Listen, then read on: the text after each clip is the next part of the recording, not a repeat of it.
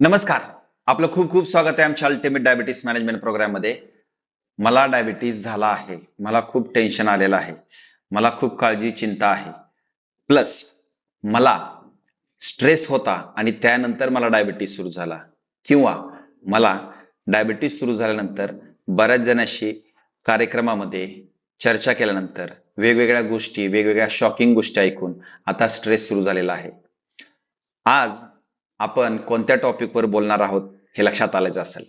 तर स्ट्रेस, तर प्रत्येक पेशंटमध्ये, प्रत्येक व्यक्तीमध्ये, प्रत्येक वयाच्या व्यक्तीमध्ये स्ट्रेस हा असतोच. तुम्ही म्हणसाल कसं? तर धरून चला, लहान मुलं आहेत.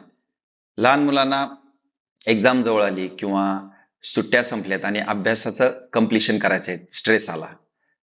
मोठ्या व्यक्तींना वेगवेगळा स्ट्रेस असतो, जसं की कामाचा स्ट्रेस असतो, घरातल्या जबाबदाऱ्यांचा स्ट्रेस असतो. तर प्रत्येक वयामध्ये आपल्याला स्ट्रेस हा असतोच. असं नाही की खूप स्पेसिफिकली त्रास असल्यानंतर स्ट्रेस आहे वगैरे वगैरे. परंतु आपल्याकडे त्रास केव्हा सुरू होतो?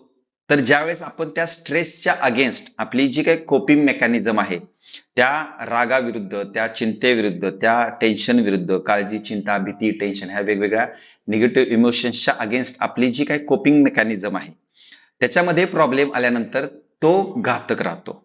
तिथं खरा इश्यू येतो. ठीक आहे. आता आपल्याला डायबिटीस आहे, तर त्यामुळे डायबिटीस बद्दल आपण बोलणार आहोत. त्यामुळे डायबिटीसच्या पेशंट मधल्या स्ट्रेस बद्दल आपण थोडंसं स्पेसिफिक बोलूया. डायबिटीस झाल्यानंतर किंवा डायबिटीस क्रॉनिक झाल्यानंतर, डायबिटीस अनेक वर्षाचा झाल्यानंतर प्रत्येक फेजमध्ये वेगवेगळ्या प्रकारचा स्ट्रेस राहतो. सुरुवातीच्या काळामध्ये स्ट्रेस हा वेगळ्या पद्धतीचा राहतो. नंतर हा स्ट्रेस किंवा हा स्ट्रेस वाढतो का? कारण गोळी असेल किंवा इन्सुलिन असेल, या अनुषंगाने वेगवेगळ्या प्रॉब्लेमशी कसं कोप अप करायचं त्यानुसार हा स्ट्रेस वाढत जातो किंवा कमी होत जातो.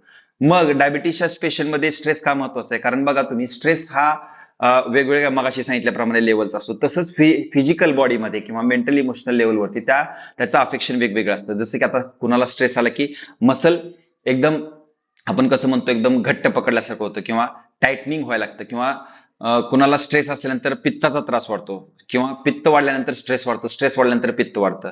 तर बऱ्याच सिस्टीमशी रिलेटेड पण हा स्ट्रेस अफेक्ट करतो. जसं की कॉर्टिझोल हा स्ट्रेस हार्मोन आहे, परंतु तो जर दिवसा सिक्रेट झाला तर तो चांगला आहे. रात्री सिक्रेट व्हायला तर झोपेचा प्रॉब्लेम होतो. डायबिटीसच्या पेशंटमध्ये रात्रीच्या टायमिंगला जर हा वाढत गेला तर आपसुकच झोपेचा इम्पॅक्ट हा डायबिटीस वरती व्हायला लागतो.